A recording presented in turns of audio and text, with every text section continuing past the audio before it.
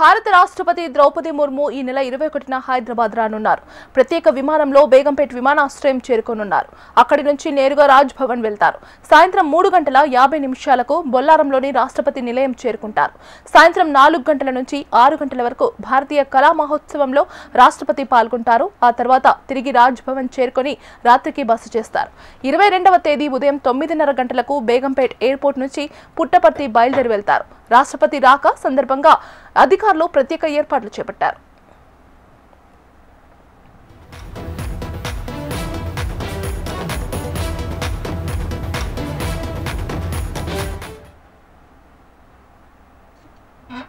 భారత రాష్ట్రపతి ద్రౌపది ముర్ము ఈ నెల 21న హైదరాబాద్ రానున్నారు. ప్రత్యేక విమానంలో బేగంపేట్ విమానాశ్రయం చేరుకోనున్నారు. ఇదే అంశానికి సంబంధించి మరింత సమాచారం అందించడానికి మా regional coordinator Ashok phone in లో అందిస్తారు. అశోక్, ఈ నెల 21-22న రాష్ట్రపతి ద్రౌపది ముర్ము పర్యటన హైదరాబాద్ లో ఉంది. ఏదైతే 21న మధ్యాహ్నం 1 గంటకు బేగంపేట ఎయిర్పోర్ట్ చేరుకుంటారు.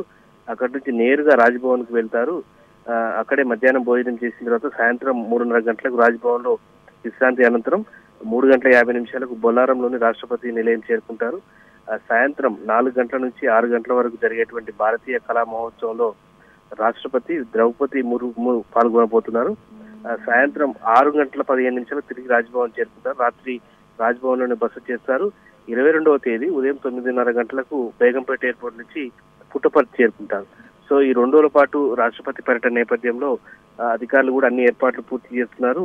బేగంపేట ఎయిర్పోర్ట్ లో గవర్నర్ తో పాటు సీఎం రేవంత్ రెడ్డి కూడా రాష్ట్రపతి ద్రౌపది ముర్ముకు స్వాగత ఏర్పాట్లు చేస్తున్నారు, స్వాగతం పలుకుతున్నారు. సో 2 రోజుల పర్యటన నేపథ్యంలో హైదరాబాద్ లో హై అలర్ట్ కూడా కొనసాగేటువంటి పరిస్థితి మనం చూస్తున్నాం. అశోక్, చెప్పండి, మరి ఈ పర్యటన గల ముఖ్య ఉద్దేశం ఏమై ఉండొచ్చు? ప్రభుత్వానికి సంబంధించినటువంటి కార్యక్రమంలో భారతీయ కళా మహోత్సవంలో పాల్గొనడానికి ఆమె 21న వస్తున్నారు. అటు నుంచి 21 మధ్యాహ్నం నుంచి రాత్రి వరకు కూడా బిజీ షెడ్యూల్ ఉంది.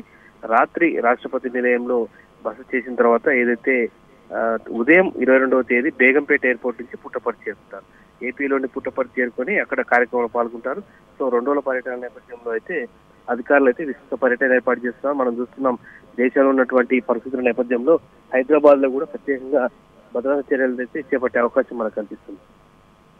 Right Ashok, thank you.